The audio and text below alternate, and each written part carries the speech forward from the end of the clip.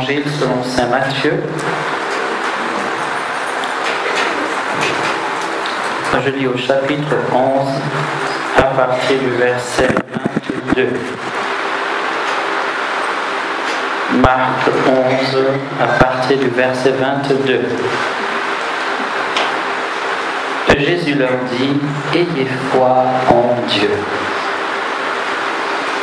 En vérité, je vous le dis, si quelqu'un dit à cette montagne, soulève-toi et jette-toi dans la mer, et s'il n'hésite pas dans son cœur, mais croit que ce qu'il dit va arriver, cela lui sera accordé. C'est pourquoi je vous dis, tout ce que vous demandez en priant, croyez que vous l'avez déjà reçu, et cela vous sera accordé. Et quand vous êtes debout en prière, si vous avez quelque chose contre quelqu'un, remettez-lui, afin que votre Père qui est aux cieux vous remette aussi vos offenses. Acclamons la parole de Dieu.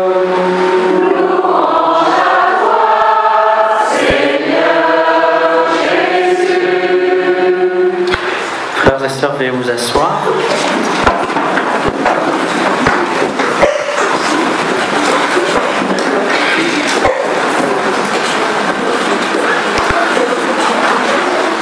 J'ai pris un texte qui fait assez fort. On nous dit que si nous croyons, nous pourrions déplacer les montagnes.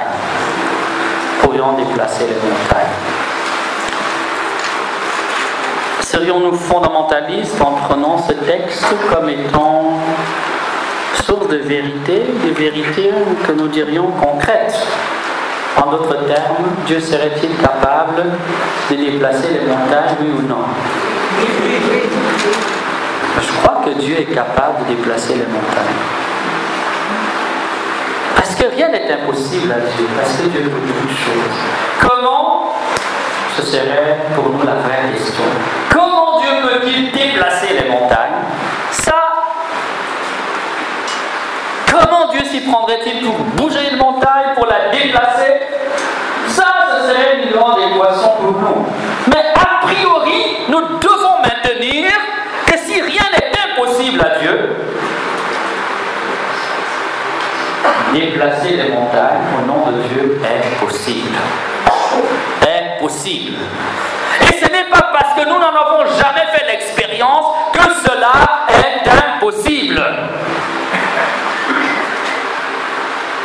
Ce n'est pas parce que tu n'as jamais vu une guérison que Dieu ne guérit pas. Ce n'est pas parce que tu n'as jamais vu une résurrection que Dieu ne peut pas ressusciter un mort. Ce n'est pas parce que tu n'as jamais vu comment Dieu le monde des esprits que celui-ci n'existe pas. Ce n'est pas parce que tu n'as jamais entendu la voix de Dieu que Dieu ne parle pas. Ce n'est pas parce que tu n'as jamais vécu un moment de grâce que celui-ci n'existe pas. Ce n'est pas parce que tu n'as jamais vécu une conversion qu'il n'y a pas des hommes et des femmes qui se convertissent. Et ce n'est pas parce que tu n'as jamais été libéré d'un démon, ou parce que tu n'es pas libéré des démons qui t'oppressent, que Dieu ne peut pas libérer des démons. La logique est celle-là. Jésus dit, ayez foi en Dieu. Ayez foi en Dieu. Mettez votre confiance en Dieu. Mettez votre assurance en Dieu. Mettez votre, vie en Dieu. Appuyez-vous sur Dieu. La foi, ce n'est pas seulement, savoir que Dieu existe. C'est bâtir sa vie sur le mystère de Dieu. Croire, c'est fonder sa vie sur, la parole de Dieu. Nous sommes des croyants, pas parce que nous savons que Dieu existe. Même le diable sait que Dieu existe. Et il le sait mieux que toi et moi. Simplement, il est rebelle à la volonté de Dieu. Dis Amen. Amen. Dis Amen. Amen. Voilà. Ayez foi en Dieu. Ayez foi en Dieu. L'intelligence nous dit que rien n'est impossible à Dieu. Parce que nous voyons à travers, l'immensité de la nature, les phénomènes de la nature, le mystère de la vie lui-même. C'est un très grand mystère que la vie humaine. Il y a un siècle, moi et vous n'étions pas là. Et nous voici ici. Ok. La vie est un très grand mystère. Tu n'existais nulle part. Puis, un jour, tu commences à courir dans la rue, tu parles, tu t'émerveilles de la vie. C'est quelque chose d'absolument merveilleux. Amen. Amen. Amen. Amen. Croire, c'est fonder sa vie sur la parole de Dieu. Et fonder sa vie sur la parole de Dieu, c'est, apprendre à marcher selon la parole de Dieu et pas, tant sur ce que nous croyons être bon pour nous, ce que nous pensons être bon pour nous. Croire, c'est vivre selon ce que nous savons être bon pour nous de la part de Dieu. En d'autres termes, la foi me libère de moi-même et me conduit à vivre en soumission avec la volonté de Dieu sur ma vie. Encore une fois, je vais me reprendre. Si rien n'est impossible à Dieu, c'est que déplacer les montagnes est possible à Dieu. Dès lors, quand Jésus dit ayez foi en Dieu, si quelqu'un dit à une montagne bouge-toi de là et que la montagne va bouger, c'est évident qu'un homme ne peut pas, par lui-même d'un coup de bâton magique, bouger de montagne. C'est qu'en fait, c'est l'autorité divine qui est engagée. L'autorité divine qui est engagée, j'ai envie, sur la base d'un contrat très ferme. Le contrat, le voici, il nous faut croire en Dieu. Il faut mettre notre confiance en Dieu et ne pas simplement savoir que Dieu peut faire quelque chose. On va relire le texte. On va le relire. Vous voyez, je ne suis pas fondamentaliste. Ça tient, ma logique. C'est nous qui voulons discuter de la parole de Dieu parce que tout simplement, nous voulons ramener Dieu à notre petite expérience humaine. Vous savez, nous sommes un peu comme les enfants. Hein? Pendant, je sais pas, le saut en longueur ou le saut en hauteur. Hein? Voilà, on met la barre un peu haute ou le saut à la perche. Tu arrives, tu cours, tu n'arrives pas à franchir. Les enfants un peu, ils rabaissent le 1, mais la barre un peu plus bas. Comme ça, tu arrives, tu sautes. Ben oui, normal, mais tu ne progresseras pas ainsi. Ce n'est pas ainsi que l'on progresse, en ramenant la barre vers le bas. C'est en la montant plus haut. La foi a aussi pour but, de nous élever d'une logique purement humaine, de nos impressions humaines, à notre manière humaine, de voir la vie, de l'analyser, de l'aborder, de l'assumer, de la vivre au niveau de Dieu. La foi nous surnaturalise. La foi nous adapte au mystère de Dieu. La foi nous met en communion avec le mystère de Dieu. Je ne peux déplacer les montagnes par moi-même. Et si cela se fait, c'est que c'est Dieu qui agit et que je ne suis qu'un instrument de Dieu. Amen. Amen. Dites ainsi, il me semble que je ne me trompe pas. Un homme peut vraiment déplacer les montagnes. Amen. Amen. Mais Dieu a posé des conditions. Nous allons regarder ensemble ces conditions. Allons regarder ces conditions. Le mystère des rapports de Dieu et de l'homme est souvent, présenté dans l'Ancien Testament comme dans le Nouveau Testament, on va dire avec une image, c'est celle de l'alliance. Une alliance, c'est un partenariat où chacun des partenaires s'engage à faire quelque chose. Voilà. Alors, quelle est la part que nous devons tenir pour que dans notre vie, et par notre vie, Dieu déplace les montagnes. Eh bien, le texte que je viens de lire, choisi à dessein bien sûr, nous donne quelques éléments de réponse. En vérité, si je vous le dis, si quelqu'un dit à cette montagne, soulève-toi et jette-toi dans la mer. Le premier élément, c'est avoir foi en... Et nous avons dit en quoi consistait avoir foi en...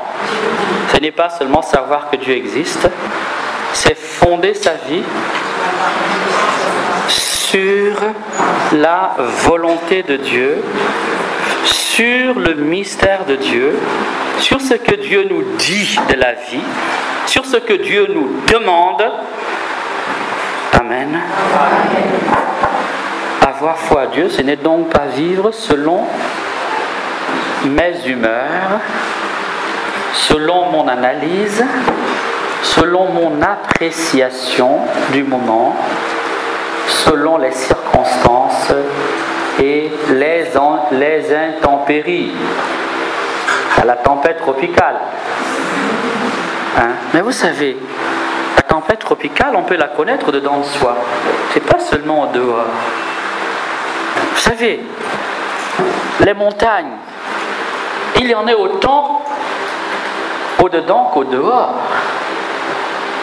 La montagne représente les obstacles de ma vie. Un homme peut faire du surplace toute sa vie. Vous pouvez tout à fait avoir 60 ans, 70 ans et vous rendre compte que toute votre vie, vous avez peut-être fait du pays. Vous êtes allé de Saint-Gilles à Saint-Pierre, de Saint-Pierre à Saint-Joseph. Vous avez fait un petit tour en métropole, vous êtes revenu. Mais quand vous faites le point de votre vie, vous êtes au même stade. Vous n'avez guère bougé intérieurement. Votre vie n'a guère changé, évolué. L'homme évolue sur différents plans. L'homme n'est pas seulement, un être de chair et de sang. L'homme est aussi un être spirituel. Nous sommes appelés à évoluer, sur différents registres, sur différents domaines. Nous évoluons autant, dans la réalisation de notre vie humaine que sur le plan intérieur. Les montagnes ne sont pas seulement au dehors, elles peuvent être également au dedans. Et parfois au dedans, elles peuvent être beaucoup plus difficiles à monter, à surmonter, à contourner, à déplacer qu'au dehors. Les montagnes du dehors, avec un peu d'argent, on peut les bouger. Faites venir un bulldozer, faites venir un bon architecte, un bon entrepreneur, un bon ingénieur. Et on trouve les stratégies, on trouve les moyens, ou pour les déplacer, ou pour les percer, ou pour les ouvrir, n'est-ce pas, ou pour les contourner, ou pour faire avec.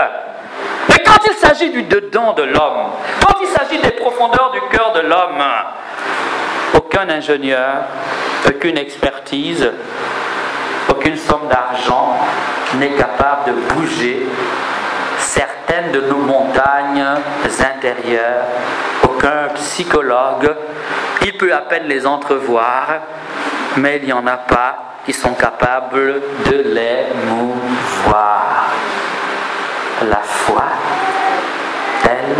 elle peut les changer. Je vais donner quelques témoignages que j'aime à donner. Je connais un jeune qui un jour, c'est une fête de Noël, il y en a qui la fêtent dans les bars, n'est-ce pas? Dans les bistrots, dans les cabarets, dans les boîtes de nuit. En nuit de Noël, lui fête la venue de l'enfant Jésus au monde dans les bars. Et puis, emporté par l'alcool, la musique, la fête et tout ça,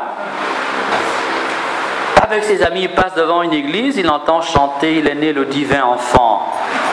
Il se souvient quand même que il a été à l'église un jour, il s'est dit « Moi aussi, je vais rentrer à la messe, fêter le petit enfant Noël ».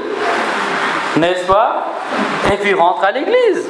Et puis il voit qu'à la messe, tout le monde communie. Il s'est dit, mais moi aussi je suis chrétien. Alors il faut bien boire un petit coup en communion avec monsieur le curé. Et il s'avance à l'autel, il prend l'Eucharistie. Il était ivre, hein? Avant d'avoir fait le demi-tour. Les vapeurs de l'alcool venaient de disparaître. Amen. Avant d'avoir fait demi-tour, il était en train de pleurer. Il revoyait totalement sa vie. Et avant d'avoir regagné sa place, toute sa vie venait de changer. Instantanément. N'avait-il pas déjà lui-même essayé de changer de vie? Si. Et cette nuit-là, l'enfant Jésus voulait lui faire un petit cadeau. Un tout petit cadeau. Il y a des montagnes intérieures au pied desquelles nous sommes condamnés à pleurer toute notre vie. Et il y a des Himalayas que nous ne pourrions jamais gravir. Nous sommes condamnés là à faire du camping pour les plus heureux au bord, au pied de la montagne et à pleurer. La foi peut les déplacer. La foi peut nous projeter au-dessus, par-delà. La foi peut les transpercer. La foi peut les mouvoir. C'est possible. C'est possible. La foi en est capable. Si la foi n'en était pas capable, c'est que Dieu n'est pas capable de cela. Or, la foi est quoi? La foi est participation, comment dire, au mystère de Dieu. La foi est connexion au mystère de Dieu. Le problème, c'est que souvent nous n'avons pas le réseau. Nous n'avons pas la connexion. On peut être un bon téléphone. Je suis arrivé ici, j'ai mon petit téléphone là, mais je n'arrive à avoir aucune connexion, rien du tout. Beaucoup de chrétiens ont le baptême. Ok, l'étiquette. Tout est prêt, mais il n'y a pas la connexion. Il n'y a pas de connexion, pas de réseau bout. Il n'y a absolument rien du tout. Alors on peut se balader avec un joli téléphone, n'est-ce pas? On joue avec, il y a toutes sortes de jeux dedans, on s'amuse, mais il n'y a pas de connexion. Il n'y a pas de connexion. Le téléphone existe, pourquoi? Eh bien pour qu'il y ait une connexion, pour qu'on puisse communiquer et échanger, n'est-ce pas? Et tu es condamné à jouer avec ton téléphone, le solitaire. Tu joues. Amen. Amen. Première condition, c'est la foi. Le partenariat, l'alliance exige un engagement de chacune des parties. Ce que Dieu attend de toi, il nous le dit clairement, avoir foi en Dieu. Tous les hommes savent que Dieu existe. Il a fallu attendre peut-être le 18e, 19e siècle pour qu'une catégorie d'hommes se lève et vous dise que non, Dieu n'existe pas. Là, appelez ça les athées. Mais apparemment, un proverbe dit que sur un champ de bataille, quand il y a une guerre, tout le monde a la foi, même l'athée. Eh bien oui, tout le monde a envie de tout le monde a envie de vivre. Même le gars qui se suicide a envie de vivre. Hein? C'est parce que la vie lui devient intolérable qu'il se suicide. C'est tout. Donc le suicide est un cri à la vie. C'est une manière de dire aidez-moi. C'est pas ça la vie, ce que je vis là, c'est pas vivable. Je ne vis pas. Amen. Première condition, c'est celle-là. Il y a des gens qui ont la foi ici. Oui. Est-ce que vous avez la foi? Oui. Sûr. Oui. Alors, j'ai vu de grandes montagnes se déplacer intérieurement. Et j'ai vu aussi des petites montagnes se déplacer physiquement. Je vais donner un témoignage. Un jour, nous faisions une assemblée de prière. C'est l'Eucharistie, fin de l'Eucharistie. On commence à prier. Et le Seigneur me dit qu'il y a quelqu'un qui a une boule à la tête. Et qu'il le guérit de cela. C'était le parent d'une sœur de notre maison. En fait, la personne n'avait même pas une boule, il y avait plusieurs boules. Ça poussait de partout. Il a tout fait, tous les examens, tout, rien. Et tout a disparu. Tout a disparu. Je dis bien, tout a disparu. C'est comme des petites boules. Hein? C'est physique, en plus c'est dans le corps. Ça disparaît. Et peut-être que Dieu peut bouger une montagne en la faisant disparaître, en la faisant volatiliser. c'est possible. Je l'ai vu de mes yeux. Je l'ai vu vraiment de mes yeux. Amen. Il y a 2 ans, je suis allé en République centrafricaine pour une mission. On commence la campagne d'évangélisation, on prie. Il y avait un monsieur qui avait eu, comment on appelle ça, une paralysie, tout un côté du corps. On a prié, un AVC. S'il vous plaît, la médecine ne pouvait rien pour lui. C'est une montagne insurmontable. Et le monsieur a été guéri de sa paralysie suite à un AVC. Totalement parti. Excusez-moi, je vais me raconter. C'est pas pour dire que je fais le brave. C'est pour dire que personnellement, j'ai vu cette parole de Dieu à l'œuvre. À l'œuvre. Je n'ai pas vu, comment dire, je ne sais pas, écoler comme ça. Mais je sais que pour un homme, une paralysie, c'est une montagne insurmontable. Je sais que pour un homme, un alcoolisme qu'on traîne de génération en génération. Ton arrière-grand-père était alcoolique, ta maman était alcoolique, papa était alcoolique, tes frères et sœurs sont alcooliques. Je sais que depuis des générations, tout le monde fait du camping, comment dire, au pied de cette montagne insurmontable, que l'on va appeler l'alcoolisme familial. Tout le monde a échoué au pied de cette montagne. Personne n'a réussi à enjamber cette montagne. Et toi-même. Amen. J'ai vu ça de mes yeux. Et pour moi, c'est plus important que de bouger un petit ravin là, un petit talus par ici. Amen. Bien-aimé, deuxième condition que Jésus pose ici. Il dit, il faut parler à la montagne. Il faut parler à la montagne. Ça vous paraît étonnant. Vous savez, encore une fois, la foi veut nous faire passer à un autre niveau de réalité. Mais nous avons tendance, comme des petits enfants paresseux, nous voulons ramener. Vous avez des élèves comme ça, ils vont voir le prof, les exercices sont trop compliqués. Vous avez des élèves comme ça, ils vont voir le prof, non, c'est trop compliqué. Vous êtes toujours des élèves comme ça. Un élève motivé a envie de se surpasser. Alors nous ramenons la parole de Dieu à notre petit niveau, à nos petites expériences, à ce que nous voulons comprendre, à ce que nous voulons, n'est-ce pas? Mais oublions cela, nous ne pouvons pas évoluer. Regardez, Jésus est en plein sur la mer de Galilée. Silence! Il menace le vent et la tempête se calme. Regardez, Jésus rentre chez Saint-Pierre. La belle-mère de Simon-Pierre est malade. Jésus se lève sur elle et il menace la fièvre et la fièvre disparaît. Il n'est pas arrivé, il a commencé à faire les mains comme ça. Ok, il a dit fièvre, tu dégages. Ça, pour vous, ça ressemble à la parabole.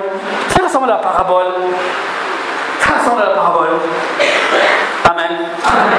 Un jour, je reçois, s'il vous plaît, après la prière, vous me laissez partir, hein, parce que je me fatigue.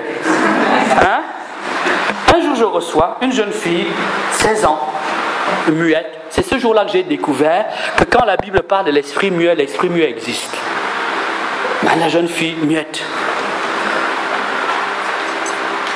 La maman me dit, ma mère, mon père, la mère me dit, mon père, on a tout fait. Est-ce que tu acceptes de prier? Je dis, mais ma fille, moi je veux bien prier, mais j'ai un enseignement à donner à 17h.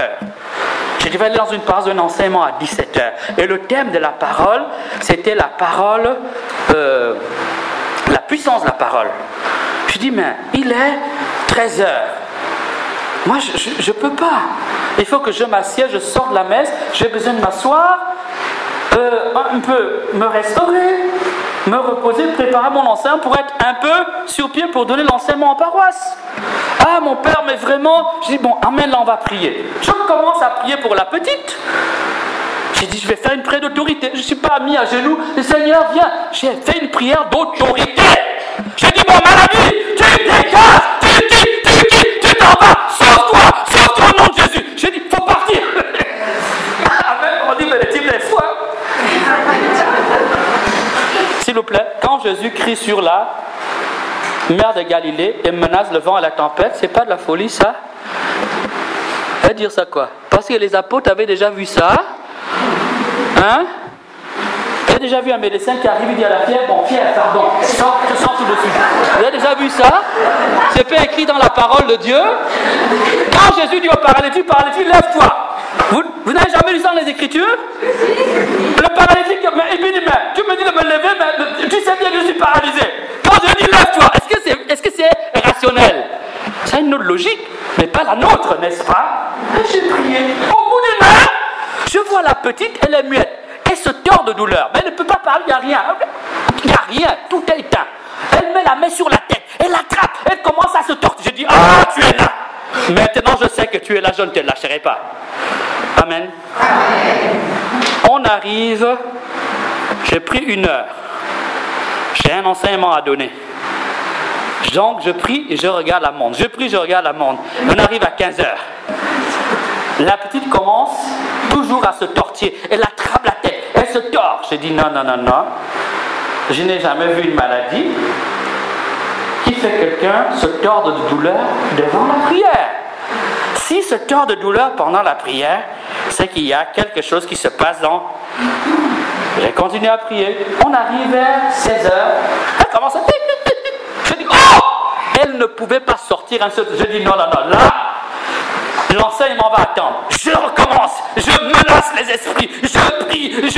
Je transmets, mais j'étais mouillé de la tête aux pieds. Je prie. Excusez-moi, je vais me donner un peu un spectacle, s'il vous plaît, mais ce n'est pas ça mon intention.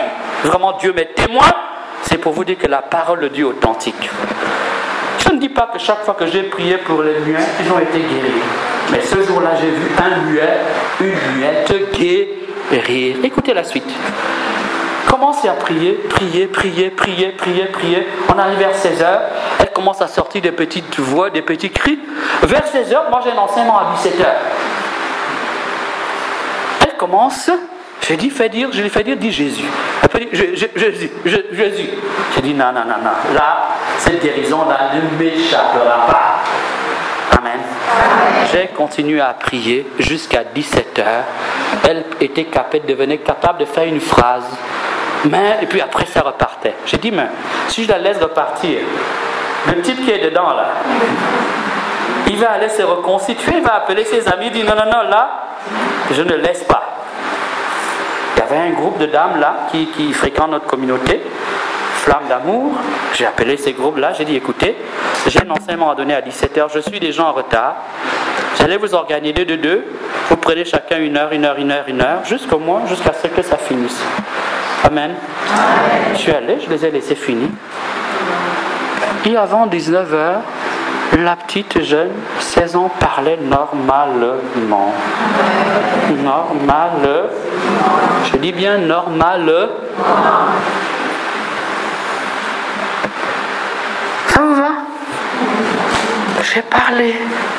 Il y a des situations où nous devons menacer les événements. Il y a des situations, mais à quoi sert l'autorité d'un chrétien? Au fait, avez-vous remarqué que le baptême fait de nous des rois? Qu'est-ce que c'est qu'un roi s'il n'a pas d'autorité? Vous avez compris? Un chef d'État a l'autorité, ça veut dire qu'il a le pouvoir, la faculté de commander, d'ordonner et de se faire obéir. Et si on ne lui obéit pas, il peut mettre en prison, il peut menacer, il peut contraindre, il peut t'obliger, il a l'arme appareil de tout un État pour lui. Pour cela, si tu es roi, c'est que tu es revêtu d'une certaine autorité spirituelle. Mais le chrétien ne sait pas ça. Le chrétien ne sait pas ça. On pense que c'est comme ça. On est venu, la famille est venue, on a fait la petite fête, on a mis un peu d'huile là, qui a porté des habits blancs, et le parrain marraine, on a échangé quelques dragées, on est sorti, on est content, on pense que le baptême ça s'arrête à ça. Ok, mais ce que nous ne savons pas, c'est que les sacrements communiquent une grâce, un potentiel spirituel. C'est ça que vous ne voulez pas entendre, parce que nous voulons vivre comme des hommes et des femmes de ce monde, parce que nous ne voulons pas nous éduquer et nous approprier le potentiel de la foi. Le démon tremble quand tu prononces le nom de Jésus. Le démon hurle quand tu prononces le nom de Jésus. Quand tu es devant un démon et que tu te revêts de l'autorité que tu as dans le Christ, quand tu dis Jésus, c'est une bombe que tu lui envoies.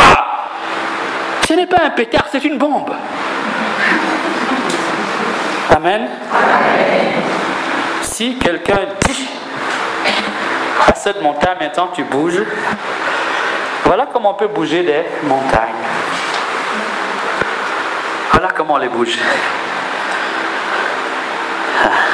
Mais j'ai dit non, mais on va penser que je suis un peu toc-toc là. De toute façon, tu es déjà toc-toc. Tu l'es déjà. Parce que ta situation normale, le fou c'est quelqu'un qui n'est pas normal, qui fait exactement ce que l'on ne fait pas normalement. Ok? Du point de vue du royaume, tu es fou. Parce que tu ne vis pas selon ce que tu es. Quand tu es à l'église, tu dis une chose, je suis prêtre, prophète et roi. Quand tu es devant les situations, tu vis exactement les choses différentes. Tu es fou pour le royaume. Tu es fou. Dans le monde de Dieu, tu es fou. Tu dis une chose, mais dans les concrets, tu vis exactement le contraire. Exactement comme la veillée Pascal, qui renonce au péché, oui. Je renonce à Satan, oui. Mais c'est les mêmes qui, sur horoscope, les mêmes sur les marabouts féticheurs, les mêmes sur les gris-gris, les mêmes qui disent je renonce à Satan, les mêmes. Vous voyez, double vie, incohérence généralisée. Le fou est un incohérent. Le fou est un incohérent. Il vit en dehors des normes sociales. Le gars peut se lever un matin et dire mais non, moi je suis Napoléon Ier. Et puis il dit oh Napoléon comment tu vas? Il dit non mais je suis Alexandre. Il dit mais Alexandre, il dit non mais je suis Macron. Ça va? Mais c'est ça un fou. L'incohérence. Nous ne sommes pas souvent cohérents avec notre foi. Amen. Amen. Amen. On n'a pas beaucoup de temps parce que vous avez besoin de dormir. Moi aussi j'ai besoin de dormir. En plus je suis plus jeune, donc j'ai besoin de dormir. Amen. Vous voulez entendre la suite ou bien je peux arrêter là? La suite. Vous n'avez pas besoin de dormir? Alors on va avancer. Oh, la suite est tout aussi intéressante. Ok. En fait, dans cette prière, Jésus nous dit qu'il y a des situations où il ne faut pas passer ton temps à pleurer à genoux. Il faut que tu actives ton autorité spirituelle. Vous avez entendu? Là, je vous livre un secret. Ok. Et d'où vient cette autorité? Elle vient de ta position en Christ. Et quelle est ta position en Christ? C'est que dans l'univers spirituel, surnaturel, tu as reçu autorité parce que Dieu t'a revêtu de l'onction royale. Il y a des cas où tu exerces de l'onction sacerdotale. Et l'onction sacerdotale, c'est la dimension sacrificielle et c'est la dimension de la prière. Et les situations où tu pries, tu comprends? Tu dois prier. Il y a des situations où prier ne marchera pas. Parce que tu n'as pas tu n'es pas sur la bonne clause. La situation exige que tu prennes autorité, que tu manifestes que Dieu t'a établi sur le démon, que tu as plein pouvoir sur la puissance maléfique, que Dieu t'a établi sur les puissances des ténèbres. Et ce n'est pas de la blague, mes amis. Pour les chrétiens ici, n'importe quel petit esprit qui se balade la nuit, ils font pipi. Hein? Voilà. Oh, mais mon père, j'ai vu Ambre est passé. Tu trembles, tu te dis, mais tu es chrétien. Est-ce que tu ne sais pas que quand tu pries, même Satan lui-même tremble? Mon Dieu, qui vous êtes? Le chrétien a une autorité spirituelle. Je vais vous donner un autre exemple. Là, vous allez vous rendre compte que un jour, j'ai prêché une retraite en Côte d'Ivoire à Issia. Le père qui était encore responsable là-bas. Il y avait tout un groupe de pèlerins qui venaient d'un pays voisin, je tais volontairement. Et pendant la retraite, au cours de retraite Assomption, il y avait tout un groupe, on est au réfectoire, je vois un jeune là, il s'assied en face de moi, il me scrute, il me regarde comme ça. Et puis après, il me scrute, il regarde comme ça. J'essaie de boire mon petit déjeuner, il a fait ça le même matin, deuxième matin, il a quitté sa place, il est venu se mettre, enfin il dit regarde. Et puis un jour, à un moment donné, il me regarde, je le regarde. Le gars, il quitte sa place, il va se mettre à genoux, en plein dans le réfectoire. Il dit, mais il est fou. Il se met à genoux, il dit, mon Père, pardon. Mon Père, pardonne-moi, pitié de moi. Je m'approche de lui, il me dit, mon Père, je ne suis pas fou. Je suis un sorcier. J'ai été initié dans la sorcellerie par mon père. Et pour mon initiation à la sorcellerie, j'ai sacrifié une vie humaine, mon petit frère. Voilà. Ça existe, il y a vraiment des gens qui servent le démon. Il dit, je le suis. Je suis ici. Je t'ai observé. Et quand je t'ai observé, j'ai vu quelque chose qui fait que je suis obligé de me mettre à genoux devant toi pour te demander pardon. Mon Père, pardonne-moi, aide-moi, aidez-moi à m'en sortir. L'autorité des enfants de Dieu. L'autorité des enfants de Dieu. Moi, je parlais à Tom Diodore ici. Un jour, il y a une jeune qui se faufile dans le groupe. Elle vient dans le groupe. On pense qu'elle vient pour chanter, mais elle chante. Cette jeune-là, je l'ai fait asseoir. Nous avons discuté comme jeune. Ok. Et il y avait un de nos jeunes, Rodrigue, un jeune qui chante bien, qui compose, un de nos jeunes. Quand il dit Jésus, il commence à chanter, il prononce le nom de Jésus. La jeune fille commence à trembler. Le gars a remarqué ça. Et finalement, la jeune fille est allée voir, dit, écoutez, ne prononcez pas trop le nom de Jésus à côté de moi. Il dit, mais comment ça? Il vient me voir, nous sommes assis. Elle dit, mon Père, je suis une sorcière. Voilà. Je suis une sorcière, c'est ça mon travail. Ok. Quand vous dites le nom de Jésus, je brûle. Je ne pouvais plus me cacher. Ce n'était pas moi, c'était un des jeunes. Quand il parle, elle brûle. Elle était obligée d'enlever son masque pour dire qui elle était. Je dis, bon, viens, on va faire la délivrance. Elle m'a donné rendez-vous. Vous savez quoi? Elle n'est jamais venue au rendez-vous. Elle n'est jamais venue parce qu'elle ne voulait pas quitter son monde. Elle n'est pas venue pour quitter. Simplement que la puissance qui se dégageait l'a démasquée. Elle était obligée de dire ce qu'elle fait. Amen. Amen. Bon, vous avez dit que vous voulez entendre la suite. Donc je vais entendre la suite. Donc en fait, c'est pas au sorcier, toi, d'avoir peur du sorcier. C'est au sorcier d'avoir peur de toi. En fait, c'est ça la vérité des choses. C'est le sorcier qui tremble quand il est devant toi. Mais attention, il ne tremblera devant toi que si tu n'es pas une coquille vide. Ouais, c'est le machin là, c'est simplement. Ça sonne bien, mais c'est vide dedans. Ok. Il ne tremblera parce que lui, il voit la face cachée des choses. Donc quand tu dis Jésus, Jésus, Jésus, mais lui, il sait. Si tu prononces Jésus du bout des lèvres, où ton âme est vraiment habitée par Jésus, en d'autres termes, il sait si ta vie est basée sur la foi en Dieu. Il ne suffit pas de dire Seigneur, Seigneur, Seigneur. Il faut encore que ta vie soit établie en Jésus-Christ. Il faut encore que ta vie soit établie en Jésus-Christ. Il faut encore que tes convictions soient, comment dire, martelées, habitées, animées par le nom de Jésus. Et ça, lui le sait. Quand c'est les chrétiens qui courent chercher le marabout. Comment on appelle les sorciers ici? On appelle? Oh, mais en créole. Les mineurs. Quand c'est vous qui allez les chercher, vous allez chercher de l'aide. Vous livrez corps et âme entre leurs mains. Vous allez vous livrer corps et âme. Vous livrez, parfois vous livrez votre vie, vous livrez la vie de vos enfants, vous livrez votre foyer, vous livrez même votre descendance. C'est le contraire qui est vrai. Le démon n'a d'autorité sur nous que celle que nous lui donnons. Voilà. C'est ça qui est la vérité de l'évangile. Tu es lumière. Les ténèbres ne tiennent jamais devant la lumière. Mais tu peux dire je suis lumière alors que tu es éteint. Je suis lumière, enfant de lumière, alors que tu ne dégages rien. Tu ne rayonnes pas, il n'y a pas de vie. Amen, amen, amen, amen.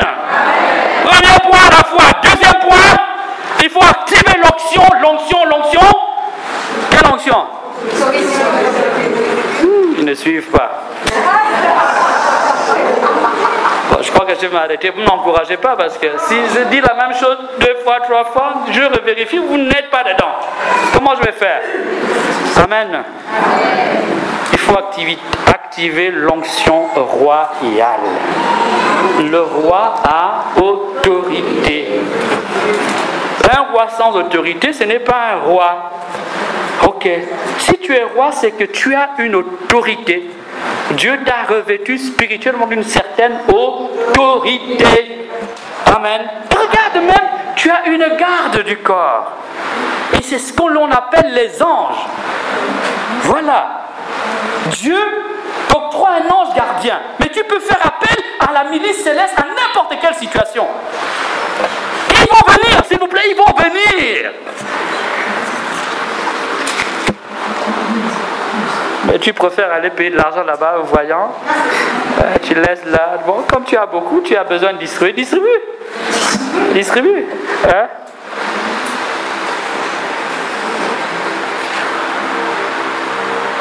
Soulève-toi et jette-toi dans la mer. Il faut parler à la montagne. S'il n'hésite pas dans son cœur, c'est ça le problème.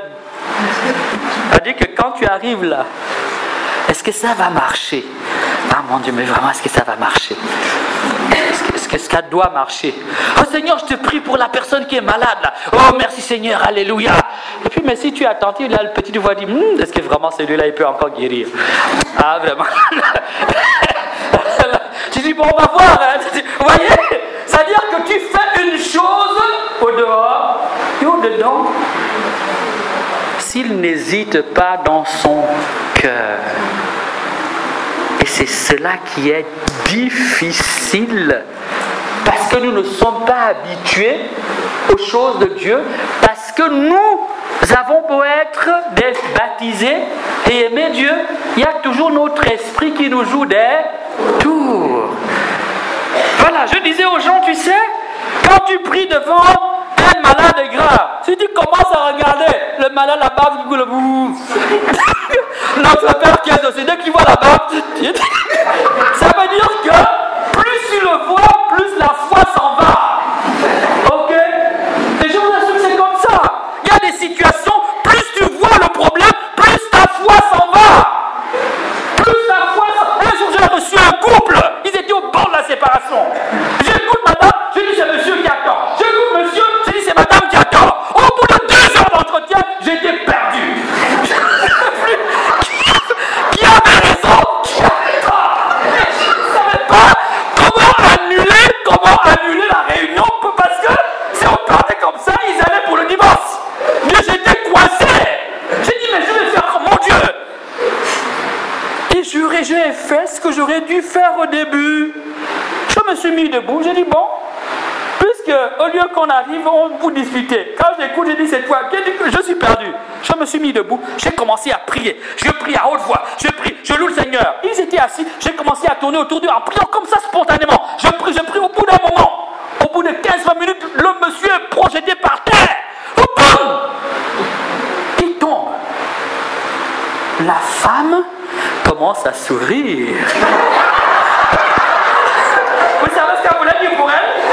Ça voulait dire Dieu m'a donné rien. C'est ce que ça voulait dire. Ça voulait, je vois bien son sourire, elle est contente. Dieu vient de lui dire qu'elle a raison. Ok? Et comme je ne sais pas trop, Dieu fait bien les choses. Moi, encouragé parce que je venais de voir, je ne m'attendais à tout sauf à ça. Ok? Je continue à prier. 5 minutes après, c'est la femme qui est projetée par terre, boum par terre. J'ai dit oui. Égalité. Amen. J'ai continué à prier. Au bout de 20, 30, 45 minutes, je me suis apaisé. Et les messieurs ont repris. Le monsieur se lève, il commence à enlever la poussière. Elle commence à enlever la poussière. Il n'ose pas me regarder. plus se regarder. Ils s'assiedent. Je m'assieds. Ils me disent, mon père, on a compris. On vous demande pardon au Seigneur. Nous étions aveuglés. Mon père, nous sommes prêts. Non seulement à nous séparer, ils n'étaient pas mariés à l'église, mais nous sommes prêts à nous marier. Amen. Je n'aurais jamais cru que c'était possible. Je dis bien, je n'aurais jamais cru que c'était possible. Je ne m'y attendais. Amen. Surprise du Seigneur. Amen, amen, amen. Comme si quelqu'un hésite dans son cœur, c'est son problème. S'il n'hésite pas dans son cœur, mais croit que ce qu'il dit va, ce qu'il dit va cela lui sera Vous voyez, c'est ça la part du contrat. Tu ne dois pas hésiter dans ton cœur et tu dois dire. Si tu dis et tu n'hésites pas, Dieu te l'accorde. Dieu te l'accorde. Il y a un contrat, chacun tient sa partie. N'est-ce pas? Chacun joue son rôle. C'est une chorale, chacun joue son rôle. Et nous voulons que Dieu fasse tout, même ce qu'il n'a pas dit qu'il fera. Et nous voulons qu'il le fasse pour nous. Amen. Amen. C'est beaucoup. On va arrêter avec le dernier point quand même, parce qu'il reste un dernier point. J'arrête ça. Ça là, tout le monde va être KO. Les gentils, les méchants, les pliants, Dernier point. On va arriver. C'est pourquoi je vous dis, tout ce que vous demandez en priant, croyez que vous l'avez déjà reçu et cela vous sera accordé. Et quand vous êtes debout en prière, si vous avez quelque chose contre quelqu'un, remettez-lui afin que votre Père qui est aux cieux vous remette aussi. Dernier point, c'est on ne vient pas prier Dieu et demander des choses à Dieu si on n'a pas pardonné. Vous avez entendu? Après ce qu'il m'a fait là, comment Dieu peut me demander ça? Il m'a violé, violenté, toute ma vie est gâchée à cause. Après, est-ce que tu ne sais pas qu'en fait, quand Dieu te demande de pardonner, c'est une manière de te bénir. Quelles sont les grâces liées au pardon? Celui qui pardonne trouve la paix avec lui-même. Tant que tu ne pardonnes pas, tu vas ressasser. Donc ça ne fera que te faire plus de mal. Première grâce, c'est la paix du cœur. Deuxième grâce qu'on reçoit, qu'on parle, c'est pour nous, uniquement pour nous. C'est, on va dire, la joie de la conscience. Quand un homme fait quelque chose de bon, il est fier de ce qu'il a fait. Quand tu as fait un sale truc, tu peux te vanter, mais il y a toujours un jour où tu auras honte d'avoir fait un sale truc. Parce que tu as fait quelque chose de bon, non seulement tu es en paix, mais il y a la joie de la conscience. Je l'ai fait. Même si personne n'a vu, je l'ai fait. Et je suis fier de ce que j'ai fait. Amen. Amen. La paix, la joie, l'harmonie avec soi. L'harmonie avec soi. Mais enfin, l'harmonie avec Dieu. Donc tu gagnes sur toute la ligne. Nous disons non, avec ce qu'il m'a fait, nous sommes persuadés que plus nous allons ruminer, ressasser, le haïr, plus il va souffrir, c'est faux. Plus tu t'empoisonnes, plus tu ressasses, plus tu rumines, plus tu refuses le pardon, plus tu t'empoisonnes. Tu es en train de t'intoxiquer toi-même. En fait, le pardon est libérateur pour toi. C'est pourtant bien, il guérit même. J'ai vu une femme guérir d'un pardon. Je finis avec ça, je m'assieds. Après, vous-même, vous appliquez votre contrat. Ah oui, j'ai fait mon contrat, j'ai rempli, vous allez remplir la vôtre. Personne ici ne remplira la part de contrat de l'autre. Parce que c'est ça aussi, vous voulez vivre une foi par procuration. Les chrétiens veulent vivre leur foi par procuration. Ça veut dire quoi? Il ne veut pas faire l'effort de se convertir, l'effort de croire, l'effort de prier. Priez pour moi. Mais tu pries pas. À quel moment tu vas demander, les autres vont venir et dire, prie aussi pour moi. Priez pour moi. Mais est-ce que tu pries? Hey, c'est quand tu vas aussi prier pour les autres. Voyez, nous voulons vivre notre foi par procuration. Or, il y a des montagnes que toi seul es habilité à déplacer. Jésus a dit, toi tu dois. Ta montagne, c'est ta montagne. Chacun a assez de montagnes dans sa vie pour s'occuper. Vous entendez?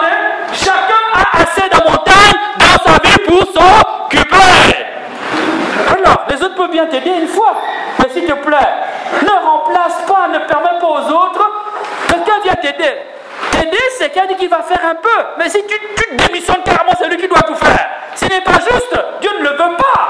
Ce n'est pas bon pour toi. Amen. Moi, j'ai une femme guérir. J'ai vu une femme guérir d'un pardon. Je n'étais pas prête. Je reçois, j'étais à Abidjan. C'est une jeune femme. Type. Elle m'a dit, mon père, veuillez m'excuser, les gens qui sont d'une autre religion ou qui ont des familles, ça aurait pu très bien être un chrétien, mais il se trouve que c'était un musulman. La femme vient voir, dit, mon père, je vis avec un monsieur, c'est un musulman, mes parents n'en voulaient pas, mais je l'aimais tellement que j'ai obéi à toute ma famille, tous mes amis. Je suis allé vivre avec lui. On a vécu plusieurs années dans la désobéissance et le mépris de mes parents. Bonne situation, mais vraiment bien. Et puis, un jour, je tombe en grossesse. Je suis fier. Enfin, on va avoir un bébé. La femme est fière de dire à son gars qu'elle a un bébé. Elle dit, mais j'ai un enfant. Le monsieur se fâche. Je dis, mais c'est quoi? C'est pas prêt, machin? Ils ont commencé à se disputer. Elle avait désobéi aux parents. Elle vivait déjà dans le péché, n'était pas mariée. Elle va encore désobéir une troisième fois plus gravement à Dieu. Le monsieur dit, il faut enlever. Et la femme est allée, et dit, par dépit et par orgueil, je suis allé faire l'avortement. Elle va faire l'avortement. Elle revient. Au bout de quelques jours, elle se rend compte qu'elle saigne toujours. Elle commence à se tordre de douleur. Elle n'en peut plus, elle se traîne. Elle repart à l'hôpital, on refait les examens. On se rend compte que pendant l'avortement, il est resté un petit bras dans le ventre qui était en train. Ben oui, c'est ça, il faut dire les choses telles qu'elles sont. C'est ça la réalité des choses. Et à nouveau, le traumatisme, la souffrance. Elle rentre, elle est déçue, elle est culpabilisée, elle est ravagée intérieurement. Une semaine après, elle se rend compte qu'elle saigne toujours. Un mois après, elle saigne. Elle commence à faire les gynécologues. Ça a duré plus d'une année. Et puis un jour, donc sa santé est maintenant abîmée. Coupée avec ses parents, coupée avec son Dieu. Problème de santé grave. Avec le gars, ça ne se passe plus très bien. Culpabilisée à fond. Et un jour, le gars lui dit, écoute, j'ai besoin quand même qu'on respire un peu. Hein, est-ce que ça ne te dit pas d'aller un peu chez tes parents? J'ai besoin, il faut qu'on fasse un peu le point, tu comprends? Tout le monde connaît la stratégie ici. Je tiens trop pour ne pas, j'ai pas envie de te faire souffrir. Les autres, vous connaissez cette stratégie-là, non? Vous la connaissez? Puisque je viens, tu es unique, tu es quelqu'un de bien, tu es super bien, mais vraiment tu es unique dans ton genre, spirituel, donné, attentionné, vraiment je n'ai pas envie de te faire souffrir. Je n'aimerais pas, voilà, que ça se passe mal. Rentre un peu, on va prendre un peu du large, histoire de remettre un peu les pendules à l'heure. Là encore, la porte dans l'arbre, la fierté oblige, elle prend cette éclat, elle rejoint sa famille. Le gars n'appelle plus. Au bout d'une semaine, 2 semaines, je pars dans le magasin, il y a une parent du gars qui dit, mais tu sais, donc elle est en train de se marier ce week-end. Ça va? Elle dit quoi? Elle dit oui. Elle dit dans sa famille, lui a trouvé une épouse. En fait, elle dit, donc, il m'a fait avorter parce qu'il était en train de préparer un mariage depuis.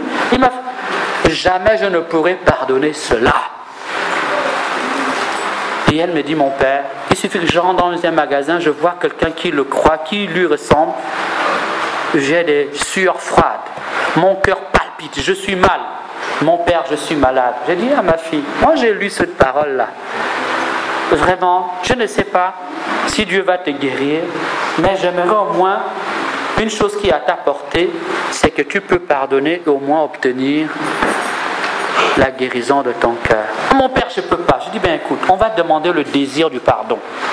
Peut-être tu me dis, non, même pas ça. Je dis, écoute, on va prier. On a prié. Je dis, vas-y, prier, tu reviens me voir dans une semaine. Elle revient me voir.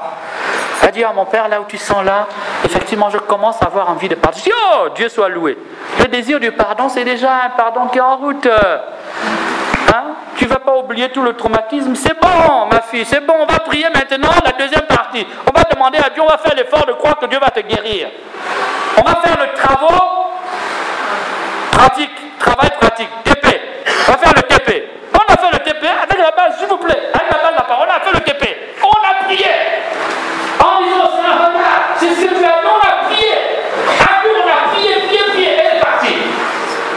Ça fait des années que j'avais dit ça. Une semaine après, je rentre de mission.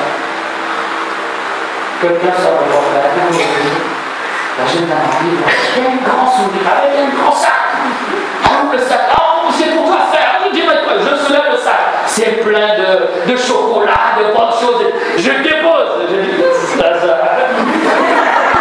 Elle me dit, frère, Dieu m'a guéri. Dieu m'a guéri. Non seulement le pardon, je suis en paix maintenant. Mais quand on a fini de prier, je suis parti depuis qu'on a prêché la Seigneur, je n'ai plus jamais une seule minute. Amen. Amen. Le pardon peut être la condition parfois pour nous de recevoir la bénédiction. Alors, pour ceux qui vont prier pour l'effusion du Saint-Esprit, pardonnez. Pour ceux qui viennent demander la prière d'effusion du Saint-Esprit, pardonnez aussi. Et surtout maintenant, je vous ai tracé l'itinéraire. Premier pas, foi en Dieu. Deuxième pas, parler. Troisième pas, c'est quoi? Non, ne pas hésiter dans son cœur. Et ne pas hésiter dans son cœur, ok? Quatrième pas, c'est quoi? C'est comme ça qu'on marche sur le plan spirituel. Je le mime physiquement, mais en fait, c'est ce qui se passe spirituellement. Chaque geste que tu poses à te faire, voyager sur le plan spirituel. Mais bon, quel est ce que Amen. Amen. Amen.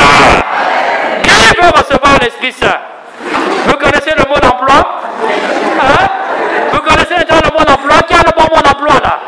Regarde ton voisin, dis est-ce que tu connais le mot d'emploi? Est-ce que tu connais le mot d'emploi? Hein? Est-ce que tu connais le mot d'emploi? Tu le connais? Si tu l'appliques, le Seigneur te répondra au nom du Père et du Fils et du Saint-Esprit. Amen.